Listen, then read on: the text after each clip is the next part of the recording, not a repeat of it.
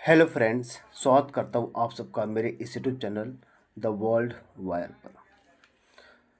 दोस्तों, भारत और नेपाल के बीच जो सीमा विवाद है वो कहीं न कहीं थमने का नाम नहीं ले रहा है। नए प्रधानमंत्री जो हाल ही में चुने गए हैं, सबसे युवा प्रधानमंत्री नेपाल के बालेन शाह, इनका भी कहीं न कहीं राष्ट्रवाद जो सीमा है, सीमा के प्रति अपने राष्ट्र के प्रति वो कहीं न कहीं दिख रहा है। और वो सीमा विवाद पर भी उन्होंने कहीं न कहीं इस बात को अपडेट देने की बात कही है। देखिए दोस्तों, इस न्यूज़ को आज हम लोग बढ़िया से कवर करेंगे और क्या मामला पूरा है इसको समझेंगे। ठीक है दोस्तों, तो चलिए देखिए क्या कहा जा रहा है। भारत बोला, नेपाल से सीमा विवाद में तीसरे पक्ष का रोल बर्दाश्त नहीं। नेपाल ने कहा, ब्रिटेन दखल दे। यानी ब्रिटेन, नेपाल ने कहा है कि भाई ब्रिटेन आए, क्योंकि ये मामला कहीं न कहीं आज़ादी के समय से जुड़ा हुआ है, जब भारत में ब्रिटेन शासक था, ब्रिटिश शासक था। तो नेपाल चाहता है कि यहाँ उनकी जो सीमा विवाद है ना, वो ब्रिटेन ही सुलझा सकता है। और भारत सरकार ने ये साफ साफ कह दिया कि भाई हम किसी बाहरी का बिल्कुल भी हस्तक्षेप नहीं करेंगे, कोई तीसरा नहीं आएगा, हम ही आप रहेंगे, जो होगा हम दोनों अपने आपस में बहस कर लेंगे।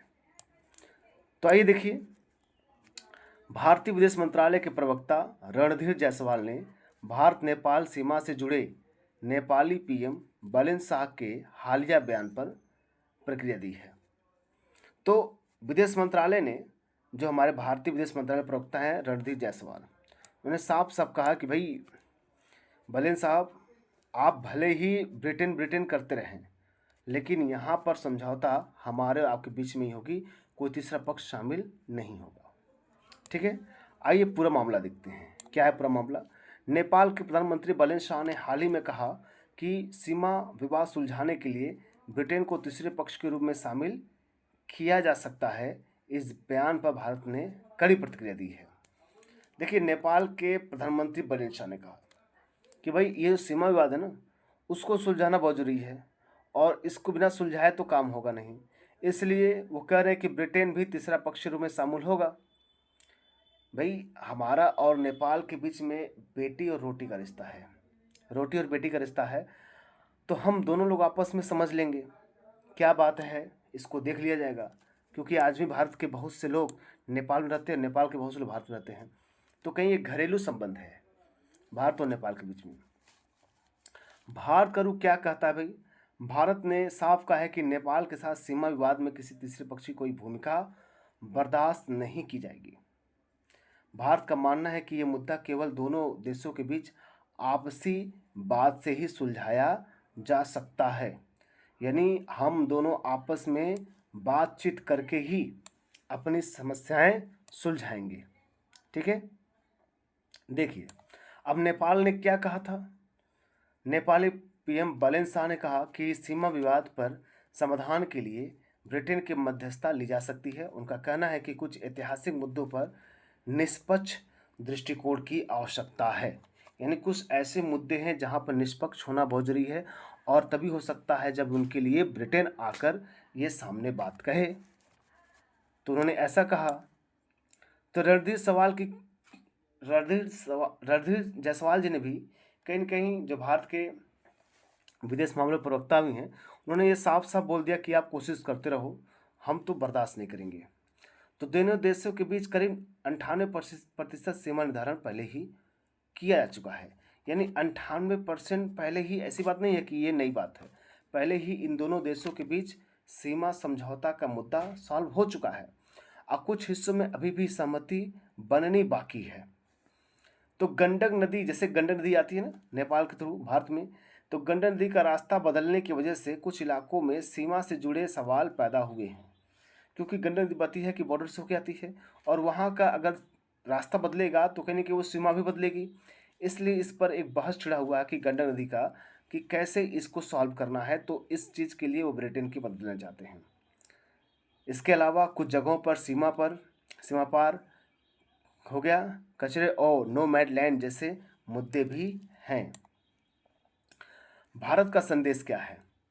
भारत ने साफ साफ कड़े शब्दों में कहा है कि भाई हमारे बीच में 98% विवाद जिस तरह दोनों पक्षों के बीच में रह करके सॉल्व हुआ है, उसी तरह जो बाकी 2% है वो दोनों हम दोनों कर लेंगे ना।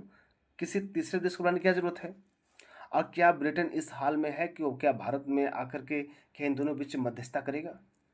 नेपाल को सोचना चाहिए कि जहां ब्रिटेन अब खुद भारत के साथ अच्छे सहयोग की उम्मीद कर रहा है, क्या वो नेपाल के लिए क्या वो आएगा मध्यस्थता करने?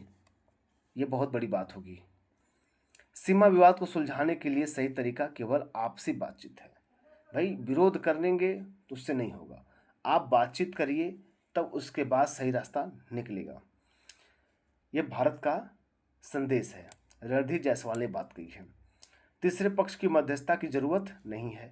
भारत अपने हितों और संप्रभुता की रक्षा के लिए प्रत्येक कदम उठाएगा, ऐसा इन्होंने कहा है। ठीक है।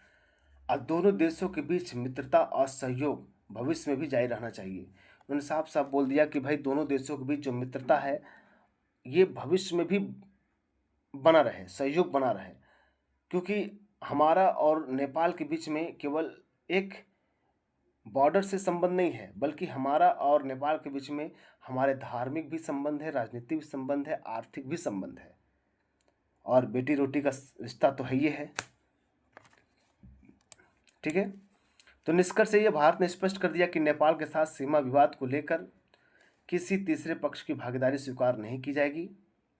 यह मुद्दा केवल दोनों देशों के बीच बातचीत से ही हल होता है। मेन मुद्दा आता है गंडक नदी। गंडक नदी एक ऐसी नदी जिसे सदा नीरा नदी भी कहते हैं, और ये अपने रास्ते के बदलाव के लिए मतलब बहुत तेजी से ये अपना रास्ता बदलती है, और इसी को लेकर के कहीं ना कहीं आपस में लोग बहस कर रहे हैं कि इसको जल्दी सॉल्व किया जाए।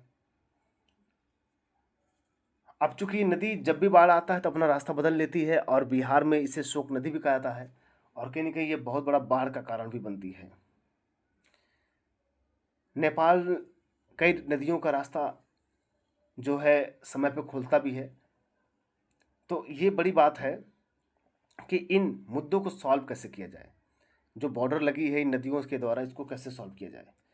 तो नेपाल जो है ब्रिटेन की मदद लेना चाहते हैं। अब भारत सरकार ने अपना पक्ष स्पष्ट कर दिया है कि भाई हम किसी दूसरे का क्या करेंगे, भाई किसी दूसरे का, किसी भी तीसरे का हम दखल बिल्कुल बर्दाश्त नहीं करेंगे। ठीक है दोस्तों, तो आई होप गाइज आप लोग को जो न्यूज़ दिया है आप लोग को समझ में आया होगा।